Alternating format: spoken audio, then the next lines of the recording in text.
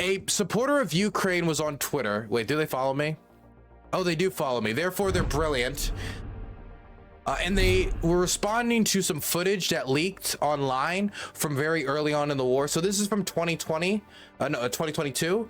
Early on in the war, a few months in, the Russians took over a village, and one of the people filmed how the Russians had all the civilians, men, women, and children, tie up their faces. They had to wear like blindfolds. They had to tie their hands to a rope, and they dragged them off towards containment. And there was a lot of instances early on in the war, and there still are some instances of abuse towards civilians. The UN reported that 92% of the people who went through the Russian filtration system, went through Russian detainment, were either raped, sexually abused, tortured, or mistreated in some manner. Now, of course, that's broad strokes, but those are the types of things that have happened in Russian captivity. And so this was just an example of just the dehumanization that was directed towards civilians.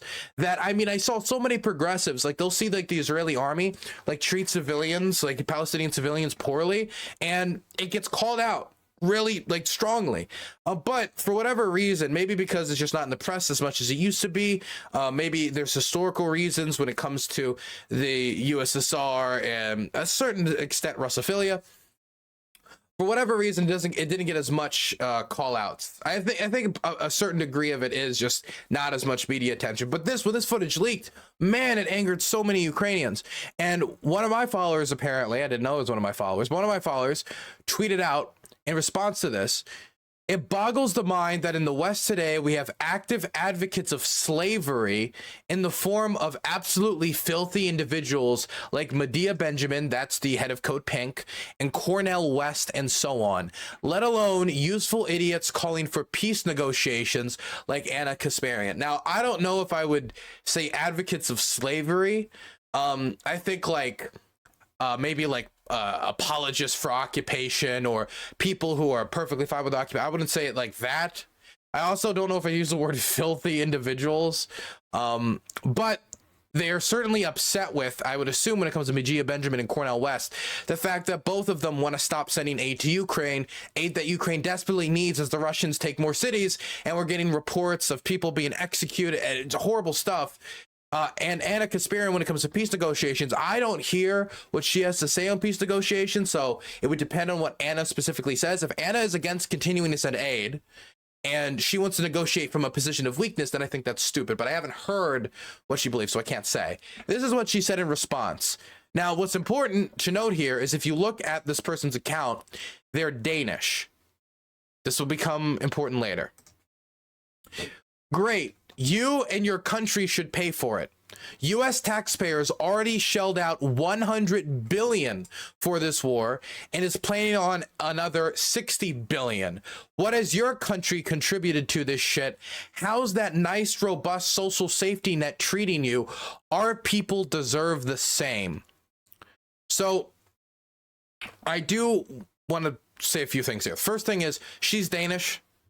The Danes, as a percentage of GDP, have contributed much more than us. And the Danes have literally given the entirety, let me say that again, the entirety of their artillery stockpile over to the Ukrainians. That is a country very clearly tying their own security to the struggle in Ukraine. I've been thinking of what to call that. A nation state just completely emptying up their stockpiles and giving to another.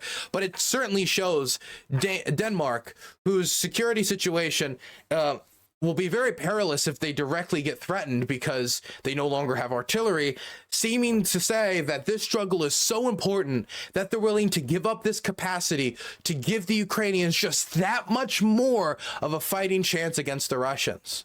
So, I mean, Denmark especially was just a horrible, horrible option of choice. Now, it is true that in total, the United States has given more to Ukraine, but let's remember, Denmark is a country of just a couple million people. So as a percentage, I think Denmark is more than carrying its own weight. Way more than carrying its own weight. In fact, if you go into the Kiel Institute, we can actually... Kiel Institute Ukraine aid. Let's look at all the countries in Europe that are contributing more than us as a percentage of GDP. And I mean, Europe has even contributed more than us as a total percentage. And if we include contributions into the future, so promised contributions, like multi-year contributions, then it's like around more than double at this point. Yeah, let's look at the Ukraine support tracker if we could. Not as well, there's here, see, well, you can see right here, Denmark as a percentage of GDP greater than the United States, as you can see from the coloring. But I want to just see the straight up Ukraine support tracker. Here we go.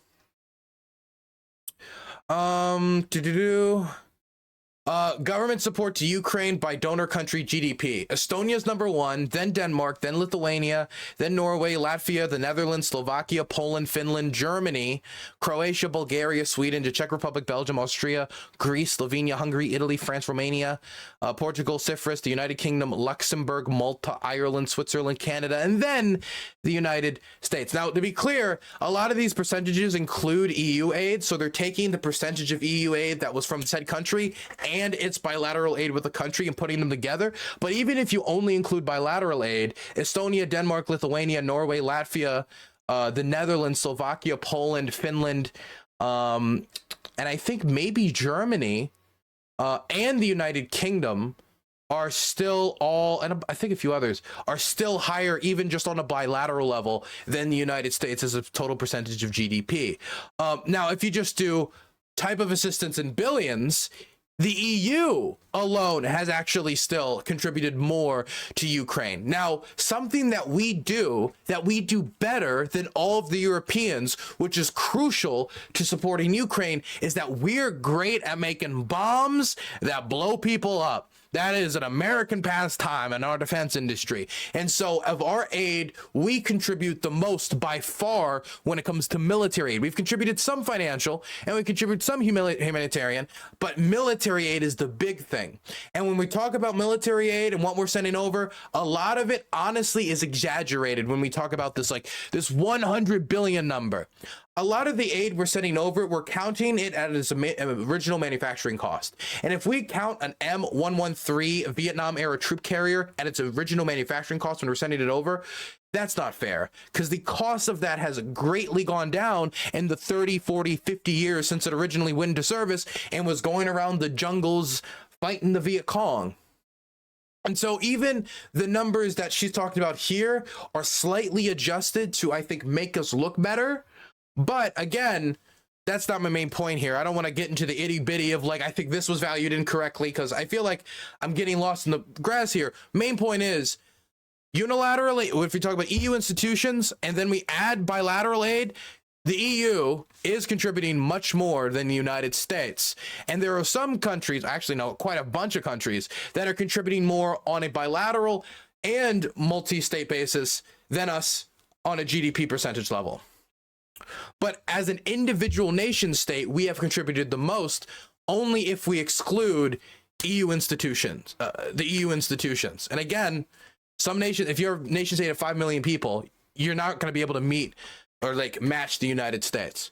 But yeah, no, she couldn't have chosen a worse country to pick a worse person to talk trash about their country when it comes to this issue. And then the further response just made it, well, it just felt egotistical a little bit. It just felt a little like chest beaty. She was taking like an unearned, like kind of like victory lap. And she responded, the fucking audacity of a European stepping up to Americans who call blank checks to Ukraine into question. Sit the fuck down. And then the context added, the European Union as a percentage of GDP has sent more to Ukraine than the US. You can check out the Keel support tracker if you want. Anyway. Yeah, no, this was a pretty big L. This is a pretty big L, and this isn't the first L that I've seen Anna take. I remember her going and like railing against the Patriot systems that we were sending over, saying that they're not really effective and it's just a big gift to the defense industry. But if you ask the Ukrainians, they were asking for the Patriots. And this is a good way to see what's a gift to the defense industry and what isn't. Look at what the Ukrainians are asking for and give them that. If we started just giving them a bunch of stuff they don't need, a bunch of stuff they're not asking for, like we don't need this anymore, we don't want this anymore, then you start asking like, wait, what are we spending our money on? They're not even saying they need this type of Jeep anymore, but we're giving them all this type of Jeep. But they were asking for the Patriots to defend their cities. And the Patriots have helped defend their cities. And not only has it helped to defend their cities, but Patriots and a Patriot ambush, help destroy Russian command aircraft, Su-34s, Su-35s, Russian aircraft, take out Russian drones, take out Russian Kinzhal missiles. Hell, the Patriots have even taken out the supposed supersonic, super speed Russian missiles that were supposed to be impossible to intercept, that we only now know they can be intercepted because of Patriot defense systems being used in Ukraine. This isn't the only clip I saw that tweet that people were talking about. This is a tweet that I saw getting shared around like crazy. She was getting dragged by the national security community on Twitter. She was getting dragged by so many people on Twitter over this. US pays 3.5% of its GDP to NATO. We've given 100 billion in military aid, plus plan to give another 60 billion. Then there's Israel's military aid, some of which Biden literally circumvented Congress to provide. So sorry for wanting to find ways to encourage peace negotiations. So let's be clear. We don't pay 3.5% of our GDP into NATO. We don't. This is presumably just how much we spend on the military, period. This was wrong. Now, I want to be fair to her. She admitted this was wrong, deleted the post, and then said, to clarify, the U.S. spends 3.5% of its GDP to defense, far surpassing the 2% defense spending pledge made to NATO. But of the 31 countries in the alliance, the U.S. provides the most in direct contributions, 16%. To be clear, this is very different than what she originally said. Pretty big misstep. But also, if we're spending a bunch of money on our own defense, that doesn't mean that that money is necessarily going to defense of Ukraine. We could spend tons of money trying to defend Alaska. That has no effect on the war in Ukraine. We could spend tons of money trying to defend Taiwan, South Korea, Japan.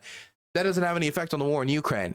So us spending 3.5% of our GDP on defense could be important when it comes to meeting that 2% recommendation for NATO member states. But that isn't really an indicator whatsoever about our support for the war or support for the Ukrainian defense. Because you could spend 4%, 5%, 6% of your GDP on the military. The Russians are spending over 6%. It's crazy percentages. But if you don't dedicate any of those resources to Ukraine, then it's only an indication of how much we're spending on our own defense. The Europeans are sending more money to the Ukrainians. They just are. It's been that way for a while, and that's only increasing the more Ukraine aid has been blockaded. I don't know if progressives have been paying close attention to the Ukraine aid fight, but we have been blocked up with Ukraine aid for like 120 days now. It's having a real effect on the ground. It had a real effect on the Battle of Avdiivka. I'm not saying that the battle outcome would have been different. Maybe the Russians would have taken more casualties. Maybe it would have taken them longer to take Avdiivka. Maybe they would have had to dedicate more resources, and now their pushes on the areas like Kupiansk or Robatny would not be as strong. But it certainly would have helped, and all local sources say that the shell hunger heavily undermined the defense. And it allowed the Russians to be less fearful of Ukrainian counter-battery fire. It's also true when it comes to air defense. It's part of the reason why the Russians felt so free to do the glide bombs, even if they've lost like 6 jets in 3 days. Man, I want to see the same like ferocity for justice. I want to see that same passion for issues like getting Americans socialized health care, making sure that everyone's covered, making sure that we abolish childhood poverty, making sure that we get rid of the prison industrial complex, making sure that we win on legalizing marijuana federally, making sure we deal with all of these structural issues in the United States. I want to see that same ferocity. I want to see that same ability to dig our heels in for a cause like fighting for nuclear nonproliferation, defending our commitment to the Ukrainians that we made in the 90s after we pressured them to give up their nuclear arsenal. I want to see that same dedication to a decolonial effort, an anti-colonial effort against the Russian imperialists that are coming into Ukraine after they committed they wouldn't in the 90s, after they said they wouldn't invade. I think European security is a worthy commitment. I think that of all the things we could be spending our military capacity on, this is probably one of the better things. And I want to, I just want to see, I want to see American progressives in Ukraine's corner to maybe we can't liberate all of Ukraine, but getting them, if we can't accomplish that, getting them the best deal we possibly can. I'd really like to see that. I'd really like to see these networks also talk to a lot more people who have either, working in Ukraine, reporting in Ukraine, or even better yet, live in Ukraine.